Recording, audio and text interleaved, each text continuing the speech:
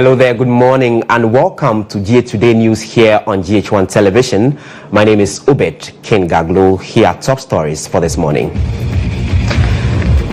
And coming up this morning, former Speaker of Sixth Parliament Edward Duajao selected as Chairman of Council of States. And later in the bulletin, former Auditor General Daniel Domlevo lauds President Mohammed's directive on asset declaration but disagrees with FAR deadline of March 31.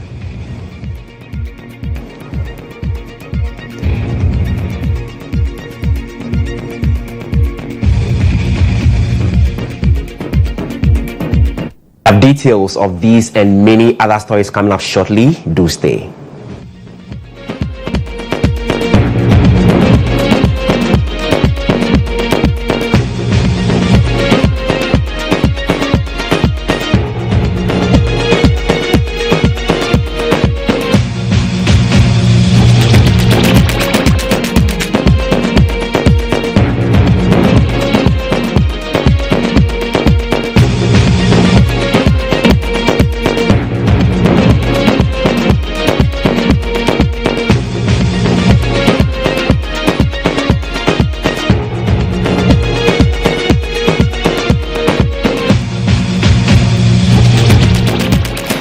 Thanks for choosing and to remember the bulletin is streaming on our social media handles at GHOne TV, on Facebook and on X. We begin the bulletin from the presidency as President John Dramani Mahama has charged newly constituted Council of State members to rise to the expectation of Ghanaians by playing more proactive and impactful role in national governance. This stems from public sentiment over perceived ineffectiveness in the nation governance system and calls for the dissolution of the age-old advisory body. Speaking after the swearing in of 31 members of the 9th Council of State, President Mahama emphasized that their role extends beyond offering routine advice, urging them to provide insightful and constructive guidelines to reflect the aspirations and concerns of Ghanaians. Today marks another significant step in our collective commitment to the democratic ideals of governance and development. The framers of our Constitution, in their wisdom, envisioned a governance structure that balances authority with sound counsel, power with prudence, and leadership with wisdom. It is in this spirit that the Council of State was established, to serve as a reservoir of experience, a fountain of guidance, and a bastion of non-partisan insight for the executive arm of government. The Council of State, as a distinguished advisory body, is composed of men and women of integrity, experience, and sound judgment. Your role is not merely ceremonial, it is one of profound responsibility. You are expected to offer wise counsel on matters of governance, policy, and national development, drawing from your diverse backgrounds and experience. The times we find ourselves in demand nothing less than selfless service, constructive dialogue, and unwavering patriotism. Our nation faces complex challenges, including economic distress, social cohesion issues, and the need to strengthen our democratic institutions. In addressing these issues, your voices must be heard not in mere rhetoric, but in insightful, actionable, and transformative guidance that will propel our nation forward. As you take your oath of office today, I urge you to be guided by the principles of integrity, objectivity, and above all, the national interest. Let your deliberations be marked by sincerity, your advice be rooted in wisdom, and your service be inspired by the supreme welfare of the people of Ghana. I also wish to draw attention to heightened expectation of all who serve in public office. Ghanaians have indicated their revulsion for poor governance and have come to expect nothing short of quality administration of their affairs. In recent times, the Council of State has come under criticism from an expectant public who perceive their work as unsatisfactory and merely one designed to rubber stamp executive decisions. Some have even questioned the very relevance of the Council of State and called for it to be scrapped. I hold out hope that your tenure as Council of State members will convince those who may doubt your functional necessity about your importance and put to rest any such perceptions. On behalf of the people of Ghana and on my own behalf, I congratulate you on your appointment. I'm confident that with your collective wisdom, we'll continue to build a nation that upholds justice, progress, freedom, and unity. May God bless you in your service, and may He bless our beloved Ghana. Today marks another significant step in our collective commitment to the democratic ideals of governance and. Meanwhile, Chairman of the Council of State and former Speaker of Parliament, Edward Gaglo, has assured President Mahama that the Council will rise to the occasion and avail itself to assist in shaping effective governance in the country. I want to assure you on behalf of Council that we work as a team.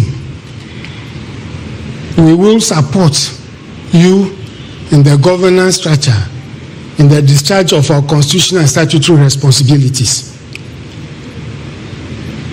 It is true, many have questioned the relevance of the Council of State, as you rightly pointed out. Some have even called for its abolition. But I want to assure you that this council will be a council of a difference. Fortunately, many members of the council are people I've come across in my public life. Distinguished men and women in their own right. But more importantly, I have hope in this country. And this hope is consistent with your vision of empowering all manner of people, irrespective of their background. And Mr. President, I wish to report that we have 3 young men on this council who are in their 30s. The youngest being 32 years. So even as people are calling for its abolition, the youth seems to have some confidence in the council.